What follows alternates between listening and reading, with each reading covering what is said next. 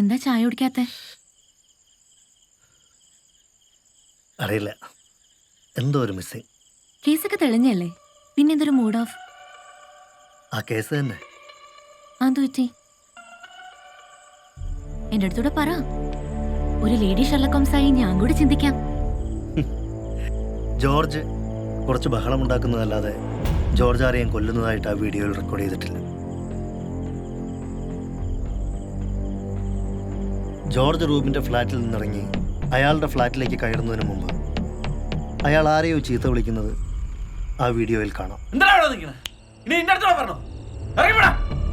അങ്ങനെ ഉണ്ടായിട്ടുണ്ടെങ്കിൽ ആ വന്ന വ്യക്തി എന്തുകൊണ്ട് ഓപ്പോസിറ്റ് ഫ്ലാറ്റിൽ ഇങ്ങനെ ഒരു കൊലപാതകം നടന്നത് ആരോടും പറയാതെ മറച്ചു വെച്ചു? വീഡിയോ എടുത്ത ഗുണ്ടകളുടേത് കൊലപാതകമാവാനാണ് സാധ്യത. റോങ് വേയിൽ കയറി വന്നൊരു ലോറി അവർ സഞ്ചരിച്ചിരുന്ന വാനിൽ മനഃപൂർവ്വം ഇടിച്ചതാണ്. അവിടെ നിന്ന് കിട്ടിയ തെളിവുകളിൽ അത് വ്യക്തമാണ്.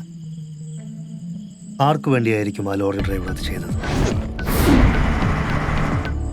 ആ വീഡിയോയിൽ ജോർജിന്റെ കൈ ടീപ്പോയിലടിക്കുമ്പോൾ കൈ മുറിഞ്ഞ് കത്തിയിൽ ചോരയാകുന്നതും ആ കത്തി താഴെ വീഴുന്നതും കാണും.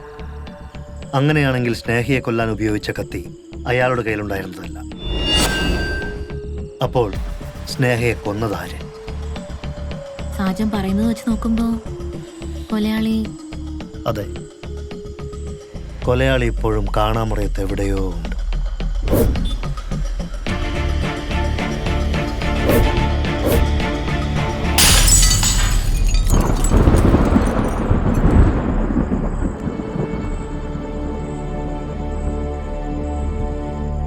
അനിൽ സർ, മരിച്ച ഗുണ്ടകളുടെ കോൾ ലിസ്റ്റും സ്നേഹയുടെയും റൂബിൻ്റെയും ഫോൺ ഡീറ്റെയിൽസും അതിൻ്റെ സൈബർ ഡീറ്റെയിൽസും നാളെ രാവിലെ എൻ്റെ മേശപ്പുറത്തുണ്ടാകണം. ശരി സർ. ഓക്കെ? ഓക്കെ.